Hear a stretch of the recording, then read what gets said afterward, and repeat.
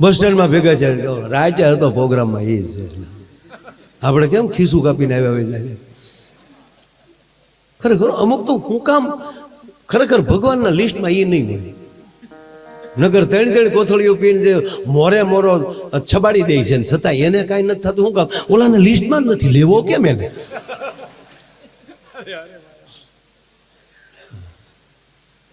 અરે એક ભાઈ મને કે માયાભાઈ ખરેખર જીવન મને કે જીવવા જેવું આવ્યું છે. જો તો ખરા મને કે કેવી ગાડીઓ અને કેવા રોડ. સોપારીને મને કે ઠોકર મારો તો દિલ્હી સુધી ન ઉભો રહે એવો તો રોડ થઈ ગયા. અને વાતે આવે છે મને કે કેવી ગાડીઓ, મર્સિડીઝ, BMW ગાડીઓ બોલે, આગળ જાતો નહીં, ઉઘરાણી વાળા છે.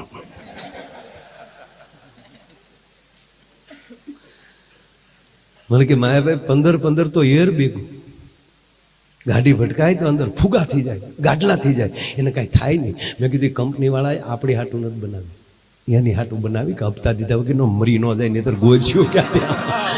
આખી દુનિયામાં ભાઈ આટો માર લેવાની રાજાભાઈ છૂટ. દરેક માણસ બીજાને સારું લગાડવા જીવે છે.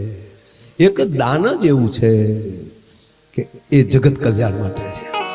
બાકી કપડા લેવા જાય બીજાને પછી હારા લાગશે ને.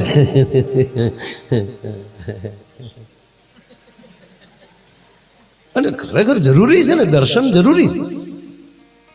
આ બેનો બ્યુટી પાર્લરનો પૂરેપૂરો ઉપયોગ કરજો. મારા હમ ભગવાને માણસ બનાવ્યા છે. હા, પછી આપણે ગલુડા થાવ તેથી ગખોલમાં પડ્યા રહેવું. એક ભાઈનું મોઢું હોજી ગયેલું. મેં કીધું કેમ? મને કે તારી ભાભીએ ભાંગી નાખ્યું. આ સ્વીકારેલી એ ભાઈ લ્યો. મેં પણ મારા ભાભી તને માર્યો શું કામ? મને કે કાલે એનો બર્થડે હતો ને, એટલે મેં કીધું જન્મદિવસમાં બહુ પડ્યું. મને કે યાર કેકમાં ભૂલ પડી ગઈ.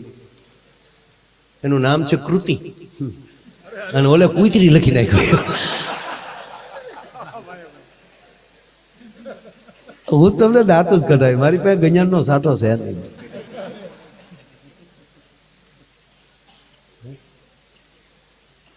ખરેખર આ બ્રિજદાનભાઈ ને બધા બોલે ને પછી મને એમ થાય કે હવે મારે આમ કરવું.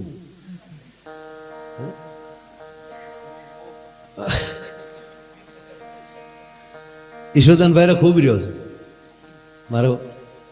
મારા મહેમાન થતા ખૂબ થતા. હું ભાગશાળી છું કે એની સાથે પ્રોગ્રામ કરવા મળ્યો, આની સાથે બેસું છું. બે પેઢી છે. કવિદાસ બાપુ અરે બેહું જીતુદા. મને બધા ખૂબ લાડ લડાવે છે. નાનપણ 20 વર્ષનો હતો ત્યારથી. ઈશ્વરદાનભાઈ તો મારા કાકાના મિત્ર, કાકા સ્કૂલ સંચાલક. મારા કાકા જયવંતસિંહભાઈ જાડેજા ભાવનગર, મહાવીરસિંહભાઈ લોંગ તણસા, એને યાદ કરું. એમના પિતાજી આ 3 જણાએ સહકારી ક્ષેત્ર ભાવનગરનું જીવ્યા ત્યાં સુધી પકડી રાખ્યું. અને ત્યારે આમળાની બાજુના ગામમાં ઈશ્વરદાનભાઈ શિક્ષક તરીકે, અને હું 6ઠું ભણતો તેથી મારા ગામની લોકશાળાનું ઓપનિંગ, ત્યારે ઈશ્વરદાનભાઈ આવેલા અને કીધું કે ભાઈ કોઈક છોકરો પહેલા ગાય પછી. અને ત્યારે હું પહેલો મેં ભજન ગાયેલું, રમતો જોગી ક્યાંથી આવ્યો, મારી નગરીમાં અલગ જગાયો વેરાગો. મને યાદ છે બરાબર. ત્યારે ઈશ્વરદાનભાઈ કીધું કોણ છે? એટલે મારા કાકાએ કીધું મારો ભત્રીજો છે ને ભણે છે. ઈશ્વરદાનભાઈ કે ખરેખર ભણે છે?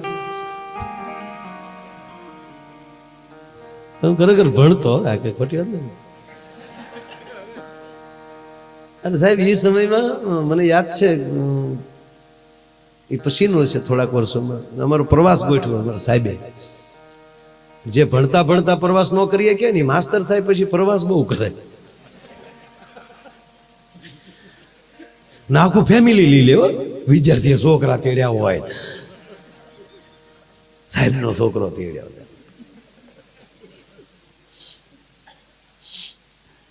અમે સાપુતારાનો પ્રવાસ કરેલો. ત્યારે રામાયણ સિરિયલનું શૂટિંગ આવતું.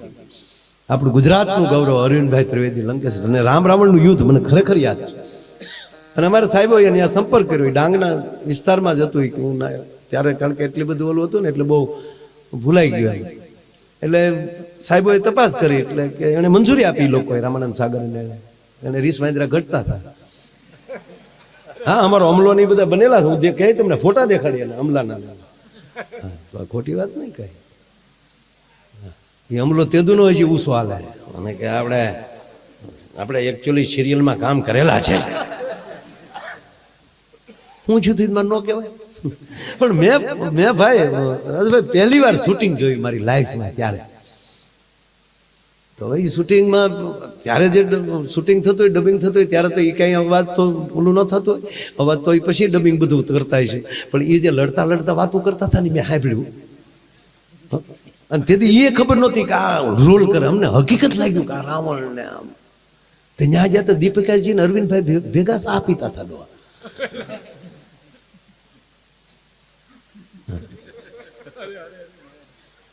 અને ઓલા આપણા ભાઈ શ્રીકાંત સોની ઓલા ઋષિ થયેલા તો એ ઓલા કમડલમાં બીડીયું ભરેલું મેં જોયેલું. એ તો મારા મિત્ર પાસે એ તે કાકાના મિત્ર લાઠીના બાજરંગદાસ બાપાનો એને આબે હુબ એને રોલ કર્યો છો સાહેબ. એની છેલ્લી ફિલ્મ કહીએ કાંઈ સારી, બહુ સારામાં સારી ફિલ્મ. હા એ પણ મહાન પાત્રો બધા મૂળ વાત. એટલે એ બધા ઓલા લડતા હતા ને આમાં લડતા જાય વાતું કરે સાંભળવા જોઈએ. એ કે તમે કેટલા ભાઈ તમે 4 ભાઈ. શું કરો તા 2 રાક્ષસ છે 2 વાંદરા છે. પગાર શું આપે તારે તા 50 રૂપિયા રોજના નક્કી કર્યા છે. રામાનંદભાઈ કહેતા થાય કે જો હજી થોડુંક વધશે ને તો 50 વધારે દેવું. જમવાનું તા કે ઓલા માંડવા હુઈ જાય ગાડલા નાખીને અહીંયા જનરલ રસોડા જમી લઈ છે. તારી પાસે માણેક સન કે માવો કાંઈ પડ્યું તક મારી પાસે કાંઈ ન પડ્યું તક તો હું ધોડ્યો ગપ પાડી દે. જીવન ફિલ્મ છે, મઠારવાનું ઈશ્વરે છે. એના નામનું સ્મરણ રાખશો તો એ પાછો એવું ડબિંગ કરીને આપશે કે જેથી કરી અને આપણું પાત્ર ફેલ ન જાય. એટલે મેં કીધું એમ કે અમુક ભગવાન થોડીક વાત કરવી મારે વચ્ચે વચ્ચે તમને હસાવતો જાય ને. મારે કેટલી મિનિટ બોલવું? રહેવા ગયો ને ભાઈ. એ તમે કેમ ભાગ્યા ભાઈ? મારા આમ નો બે તો ભાગ્યા કે ક્યાં બાપનો દીકરો થાય. એને બિચારાને ફોન આવ્યો હતો, મોબાઈલ હોતો ભાઈ આ ઉંમરે છે.